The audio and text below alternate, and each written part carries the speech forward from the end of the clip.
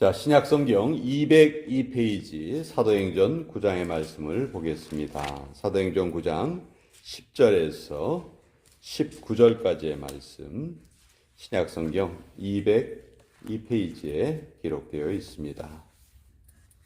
우리 사도행전 9장 10절에서 19절까지의 말씀을 같이 읽도록 하겠습니다. 시작.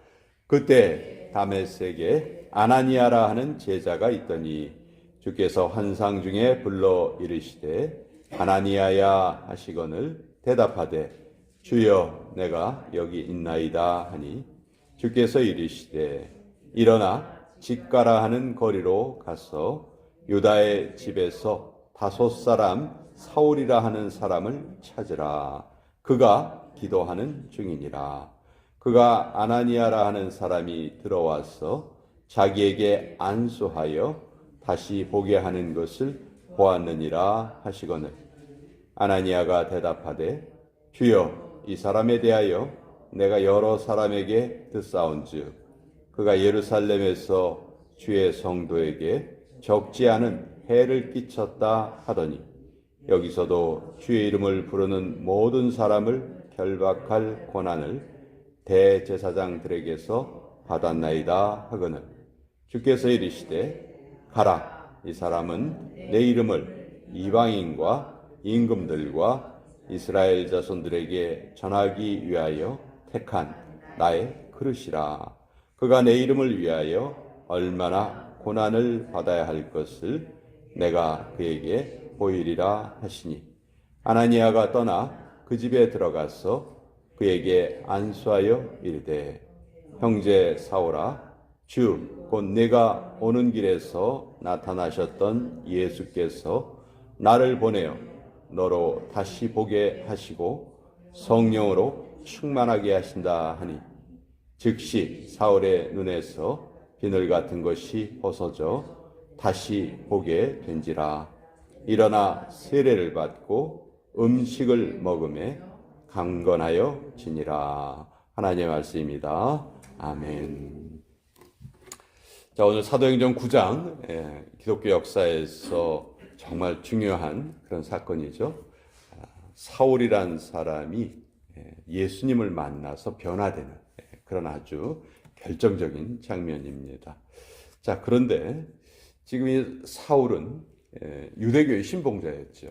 유대교의 신봉자였는데 그냥 보통 신봉자가 아니고 내가 다른 사람보다 유대교를 더욱더 잘 믿었다. 이렇게 스스로 말할 정도로 유대교의 아주 열심인 자였어요. 얼마나 열심이었냐면 유대교에 위반되는 말을 하는 다른 모든 사람들을 다 잡아들이는, 그러니까 종교 경찰의 역할까지도 자기가 자원해서 했던 사람입니다. 유대교는 하나님은 한 분이시다. 요것에 아주 그냥 이것을 가장 중요하게 생각을 합니다. 근데 기독교는 하나님은 삼위일체의 하나님이시다. 예수님이 하나님이시고 성령님도 하나님이시다. 이렇게 가르치니까 이제 유대교를 믿는 사람들은 이건 잘못이다. 이건 맞지 않다. 이렇게 생각을 하고 이제 예수님 믿는 사람들 다 핍박하고 잡아들이려 했던 거예요. 자, 예루살렘에서 이 일을 성공적으로 잘 수행했던 사울은 이제 예루살렘에만 머무르지 않고 다메섹이란 도시로 가려고 합니다. 당시에 세 곳에 유대인들이 가장 많이 살았다고 하는데 예루살렘과 사마리아와 다메섹. 다메섹은 지금 시리아라는 나라의 수도 다마스커스가 성경에는 다메섹이라고 표현되어 있죠. 그러니까 쉽게 말해서 다른 나라로 간 거예요. 미국에서 일 다 하고 캐나다까지 가겠다. 멕시코까지 가겠다. 이런 열심을 보인 거죠. 그런데 그 가는 도중에 어떤 일이 벌어지냐 하면 말로 표현할 수 없는 강한 빛을 보게 되고 또 예수님의 음성을 직접 듣습니다. 예수님께서 사울아 사울아 어째 네가 나를 핍박하느냐 이렇게 말씀하시는 그 음성을 사울이 직접 들어요. 자기가 직접 지금 자기는 예수님 믿는 자를 핍박하러 가는 길인데 예수님이 직접 나타나셔서 빛을 보여주시고 음성을 들려주신 거예요. 여기에 사울이 이제 큰 충격을 받습니다. 특별히 우리가 이 예수님이 하시는 말씀에서 우리가 은혜 받는 구절이 이제 4절에 오늘 우리가 읽지는 않았지만 4절에 이렇게 돼 있죠. 사울아 사울아 내가 어찌하여 나를 박해하느냐 이렇게 돼 있어요. 자, 지금 사울은 예수 믿는 사람들을 박해합니다. 그렇죠? 근데 예수님은 그 예수 믿는 사람을 박해하는 것을 누굴 박해한다고 하세요? 나를 박해한다. 그러니까 예수님이 예수님과 예수 믿는 사람을 동일시했죠. 그렇죠? 예수님이 예수님 믿는 사람을 나다 이렇게 나 자신으로 표현하셨어요. 예수님은 하나님이세요. 그러니까 하나님이 하나님을 믿는 사람들을 하나님이라고 표현해 주신 거예요. 이건 정말 우리 인간이 태어나서 누릴 수 있는 가장 큰 영광이 아닌가 저는 그렇게 생각을 해요. 그만큼 예수님은 예수님을 믿는 우리들을 귀하게 보시고 또 기뻐하신다 하는 것을 이 구절을 통해서도 알 수 있는 거죠. 자, 이때 사울은 이 말로 형용할 수 없는 이 강한 빛을 보고 눈이 멀게 됩니다. 또 말도 하지 못하게 돼요. 또 3일 동안 먹지도 마시지도 못하는 그런 상황이 됩니다. 자, 이 상황에서 또 하나님께서 또 역사하세요. 아나니아라는 그 다메섹에 있는 제자에게 환상으로 말씀하십니다. 지금 저 직가라고 하는 거리로 가면 직가라는 이름은 straight street 아주 그냥 길이 똑바로 뻗은 그런 길이었던 것 같아요.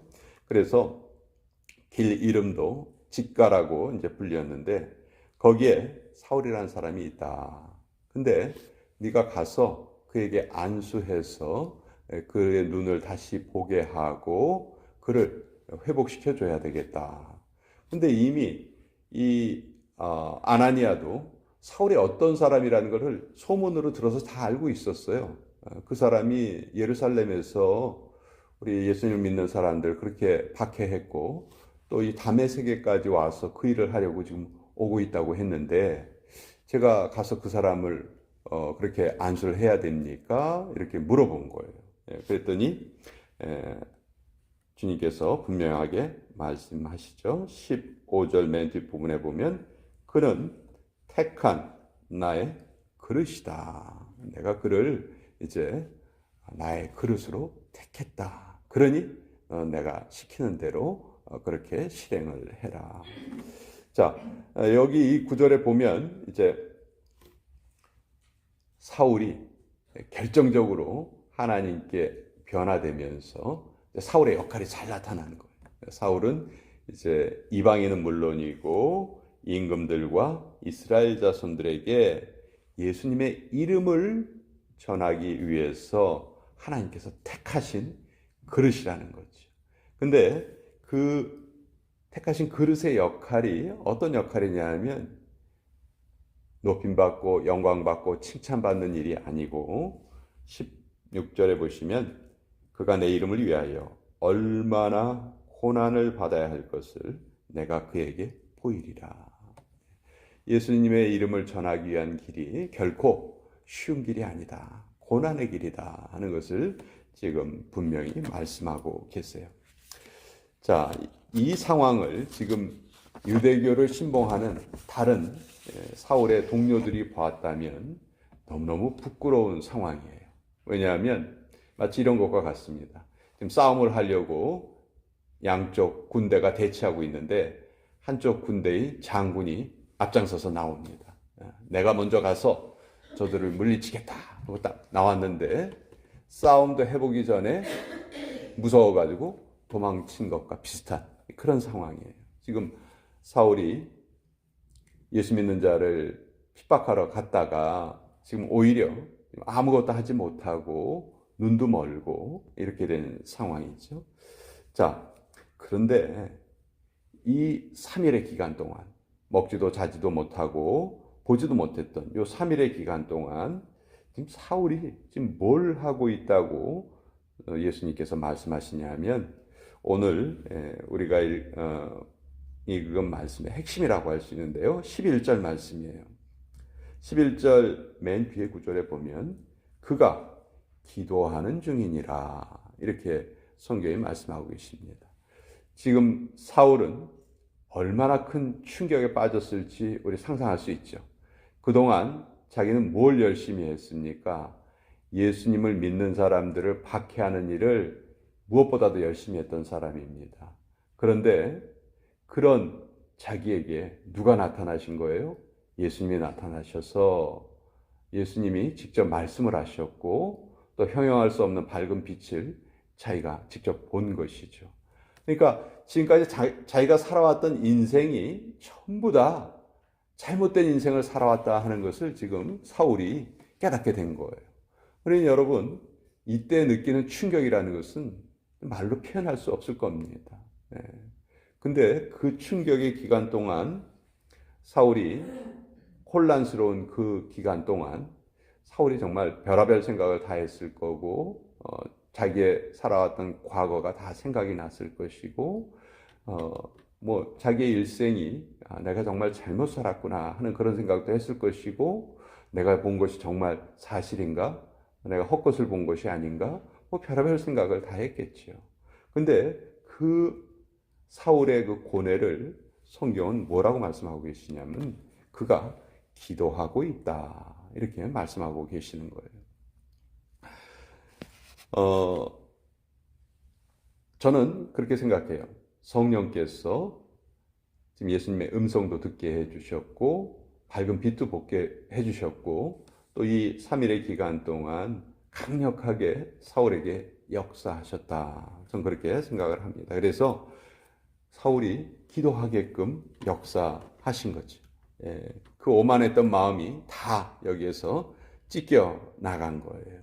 사울이 누워있는 그 장소가 바로 기도의 골방이 되도록 역사해 주신 것이죠.